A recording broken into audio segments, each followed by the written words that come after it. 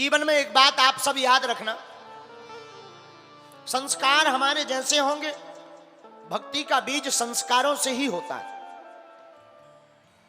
जिस घर का जैसा माहौल होगा, बच्चों पर प्रभाव ही वैसा ही पड़ेगा। अब किसी के घर में रोज युद्ध महाभारत हो रही हो, कई माताएं हमारे पास आती, महाराज जी हमारा बेटा बड़ा नचैया है, नाचता ही रहता दिन में। हमें बड़ी हंसी आने लगती, माता जी जब बालक गर्भ में रहा होगा तब आपने खूब डिस्को वाली फिल्में देखी होंगी। भाई नचैया पैदा नहीं होगा तो भक्त कहां से पैदा होगा। बालक जब गर्भ में आ जाए तब से ही बच्चों को संस्कार देना प्रारंभ कर देना चाहिए। गर्भस्थ अवस्था में जैसे संस्कार बच्चों को मिलते हैं, जन्म लेने के बाद बच्चों का स्वभाव और बच्चों का चरित्र और हमारे बच्चों का व्यवहार भी वैसा ही बनने लगता है। अब तो एक नियम कम हो गया, हम आपको बता दें। पहले के समय में बालकों के जब संस्कार होते थे तो एक संस्कार होता था अन्नप्राशन।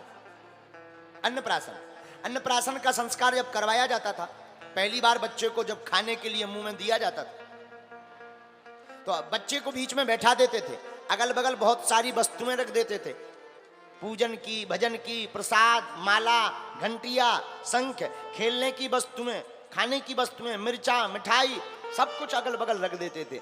बच्चे की रुचि जिस तरफ जाती थी माता पिता समझ जाते थे कि इसका संस्कार भी वैसा ही पड़ा हुआ है। बालकों का संस्कार सुधारना बहुत आवश्यक। जितने भी माता पिता यहां बैठे हैं, हमारी प्रार्थना है अपने बेटा और बेटी के संस्कारों को जरूर सुधारो। अपने बच्चों को आप पढ़ाई भी करवाओ, पर पढ़ाई के साथ साथ संस्कारों को ना भूलें। चाहे वो देश में रहें या विदेश में रहें, भारतीय संस्कृति के उपासक हमेशा बने रहें। संस्कृति की उपासना बहुत आवश्यक है। क्यों? हम अभी कई दिन पहले एक घटना पढ़ रहे थे।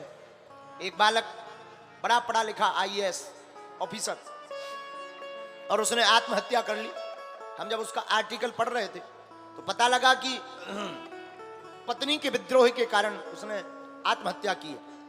हमें बड़ी हंसी आई कि काश इस बालक के माता पिता ने जन्मते ही रामचरितमानस अगर हाथ में पकड़ाई होती तो रामचरितमानस और संस्कार के प्रभाव से कितनी भी विपरीत परिस्थितियां आ जाती, पर बच्चा यह कदम नहीं उठाता, क्योंकि अध्यात्म ही एक ऐसा उपाय है जिसमें कितनी भी विपरीत परिस्थितियां आ जावे पर कोई भी अध्यात्म का सच्चा साधक कभी भी भागता नहीं है। हम आपसे ही पूछते हैं, क्या आपने कभी किसी भक्त को फांसी लगाते सुना? अमुक भक्त फांसी लगा के मर गया। जितने भी मरते हैं पढ़े लिखे मरते हैं। क्यों? क्योंकि पढ़े लिखे तो होते हैं लेकिन संस्कार और संस्कृति से हीन होते हैं।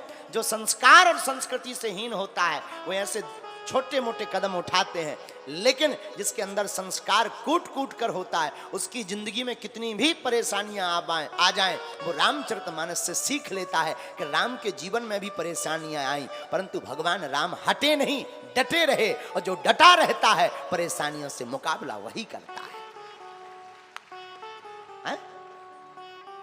इसलिए अपने बेटी को और अपने बेटा को आप प्रतिदिन रामचरितमानस का पाठ करवाओ। बोले क्यों?